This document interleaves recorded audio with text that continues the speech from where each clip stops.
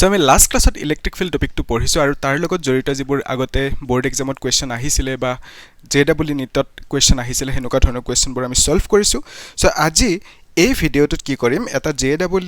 মেইনৰ PYQ solve কৰিম যেটো আহিছিলে 2022 ওকে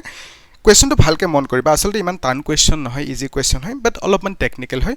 মোৰ হিসাবত এনেকুৱা লাগিছে যদি তোমালোকে আগৰ ভিডিও খিনি চাইছা তেতে হলে এই কোৱেশ্চনটো এনেই পাৰিবা যদি সোৱা নাই চাবা প্লেলিষ্টত বঢ়িয়াকে মই দি থৈছো চাবা আৰু শেয়াৰ কৰিবা কি কৈছে কোৱেশ্চনটোত A vertical electric field of magnitude 4.9 into 10 to the power 5 Newton coulomb inverse just prevents a water droplet of mass 0.1 gram from falling. The value of charge on the droplet will be so basically amak electric field or value to kiman diya ase 4.9 into to electric field diya ase 4.9 into 10 to the power 5 Newton coulomb inverse enake diya ase tar pisot ki koise jonto mass diya ase droplet tor hetu 0.1 gram to mass is equal to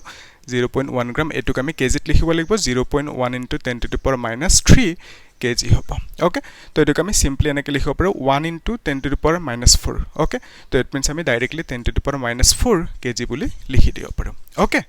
তো এটা বস্তু এটা ভালকে মন কৰিবা কোৱেশ্চনটোত আমাক দুটা information দিয়া নাই যি দুটা বহুত দৰকাৰী ইনফৰমেশন এটা ইনফৰমেশন হৈছে ইলেক্ট্ৰিক ফিল্ডটোৰ ডাইৰেকশন কোনটো হ'ব ওপৰৰ পিনে হ'ব নে তল পিনে হ'ব আমাক জাস্ট কৈছে ভাৰ্টিক্যালি আছে ভাৰ্টিক্যাল মানে এনেকে আছে তো ইলেক্ট্ৰিক ফিল্ডৰ ডাইৰেকশন ওপৰত নে তলত হেতু আমাক দিয়া নাই লগতে ইয়াতে যে অইল ড্ৰপটো আছে সেই ড্ৰপটোৰ যেটো চাৰ্জ হ'ব সেই চাৰ্জটো পজিটিভ নে নেগেটিভ সেই বস্তুটো আমাক দিয়া নাই বাট আমি কোৱেশ্চনটো পঢ়ি কনসেপ্টটো লগাই এই দুটা ইনফৰমেশন বিচাৰিব লাগিব তেতিয়াহে কোৱেশ্চনটো কৰিব পাৰিবা ঠিক আছে তো কেনেকৈ বিচাৰিবা আসলতে JEE নিটৰ লেভেলত কোৱেশ্চনবোৰ এনেকৈ খেলে হিহতে ব্ৰেনৰ লগত ষ্টুডেন্টৰ ব্ৰেনৰ লগত কি কৰে মানে ইনকমপ্লিট ইনফৰমেশন দিব বাট দি থৈছে ইনফৰমেশনটো ঘূৰাই পকায় Okay, তো কেনেকৈ ডিকোড কৰিম হে বস্তুটো ভালকে বুজা যে ইলেক্ট্ৰিক ফিল্ডটো এনেকৈ দিয়া আছে ভাৰ্টিক্যালি তো ইয়াৰ ডাইৰেকশন কোনটো হ'ব আমি নাজানো ওকে তো ডাইৰেকশনটো অলপ পিছত আমি ড্ৰ কৰিম বুজিলাম মাজত এটা অইল ড্ৰপ থৈছে অইল ড্ৰপটো ইয়াতে ৰখি থাকিব লাগে বা ব্যালেন্স হৈ থাকিব লাগে আমাক কৈছে যে এই অইল ড্ৰপটো আসলে কি হয় অইল ড্ৰপটোৰ এটা মাছ আছে তো মাছটো কিমান দি আছে ইমানখিনি দি আছে তো যেতিয়া মাছ থাকিব হি তলপিনে পড়িব মানে তলপিনে ফল কৰিব বিকজ অফ গ্ৰেভিটেশনাল ফোৰ্স ওকে তো এই মাছটোৰ গাত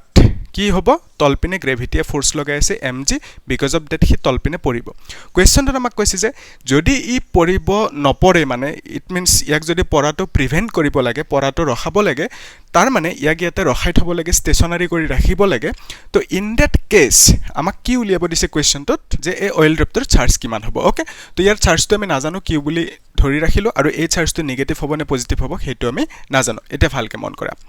তো ইলেক্ট্ৰিক ফিল্ড এনেকৈ আছে ভাৰ্টিক্যালি ই তলপিনে ফল কৰিব বিচাৰিব বাট ইয়াক আমি ইয়াতে ৰখাই থব লাগে তো ইট মিন্স ওপৰৰ পিনে এটা ফোৰ্স লাগিব ওকে তো এটা ওপৰৰ পিনে ফোৰ্স কেতিয়া লাগিব ভালকে মন কৰিবা যেতিয়া আমি ইলেক্ট্ৰিক ফিল্ডত চাৰ্জ এটা ৰাখো তাৰ গাত কি লাগে ফোৰ্স লাগে এটা যদি সাপোজ আমি এই ইলেক্ট্ৰিক ফিল্ডৰ ডাইৰেকশনটো এনেকৈ ধৰো ওকে তো ইন দ্যাট কেস এই অইল ড্ৰপটোৰ চাৰ্জটো যদি পজিটিভ ধৰো তেতিয়া কি হ'ব আমি জানো ইলেক্ট্ৰিক ফিল্ড কৰপৰা কলে ওলাই পজিটিভ টু নেগেটিভ ওলাই তো ইট মিন্স ওপৰৰ পিনে কৰবাত নেগেটিভ আছে তলপিনে পজিটিভ আছে ওকে তো এটো পজিটিভ ইপিনে নেগেটিভ তো এই অইল ড্ৰপটোৰ গাত পজিটিভ চাৰ্জ ধৰি ললো সেই কাৰণে ওপৰৰ পিনে ই মুভ কৰিব বিকজ এই নেগেটিভ বৰে ইয়াক এট্ৰাক্ট কৰিব ঠিক আছে উইথ সাম ফোৰ্স সেই ফোৰ্সটোৰ ফৰ্মুলা কি হয় F = QE ওকে তো এনেকৈ ধৰি ললো যদি আমি ইলেক্ট্ৰিক ফিল্ডটো ইপিনে ডাইৰেকশনটো লও তেতিয়া কি হ'ব নেগেটিভ বৰে ইপিনে আহিব পজিটিভ বৰে ইপিনে যাব তেতিয়া অইল ড্ৰপটোৰ চাৰ্জটো আমি নেগেটিভ ল'ব লাগিব ক্লিয়াৰ হৈছে নে আলোকে ওকে তো এতিয়া আমি এনেকৈ সিচুৱেশনটো ধৰি ললো যে অইল ড্ৰপটো ইয়াতে ৰখাই ৰাখিব লাগে কেতিয়া ৰখি থাকিব যেতিয়া এই দুটা ফোৰ্স ইকুৱেল হ'ব বিকজ দুটা অপোজিট হয় তো ইকুৱেল হলে কি হ'ব cancel out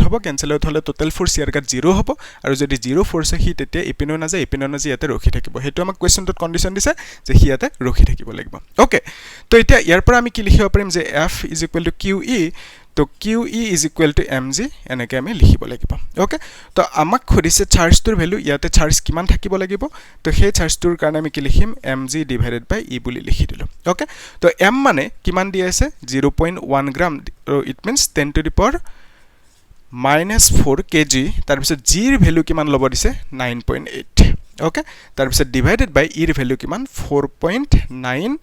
into 10 to the power 5 বুলি দিয়া আছে ওকে এনেকৈ আমি পালোঁ এতিয়া চোৱা এইটোৰ লগত যদি মই 2 পূৰণ কৰোঁ কিমান পাম এইখিনি পাম তো ইট মিন্স 2 লিখি দিলোঁ ইয়াতে তাৰপিছত এইটো যেতিয়া ওপৰত যাব কিমান হ'ব 2 ইনটু 10 টু দি পাৱাৰ -9 হৈ যাব ওকে